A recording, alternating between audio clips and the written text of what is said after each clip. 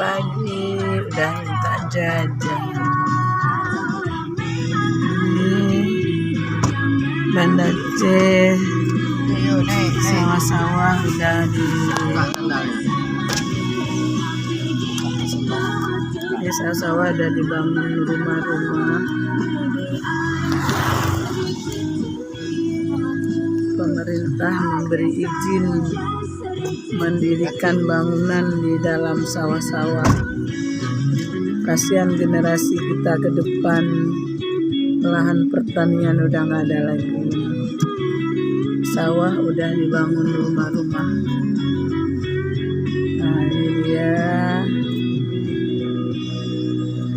tempat udah dibuat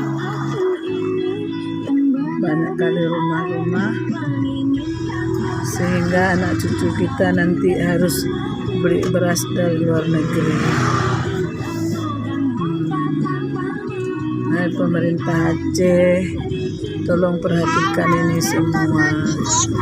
Kasihan generasi yang akan datang, tidak ada lagi tempat bercocok tanam. Habis semua dibangun rumah. Sawah-sawah udah ditimbun, dibuat rumah. Sementara lahan kosong di mana-mana masih banyak. Ini pemerintah tolong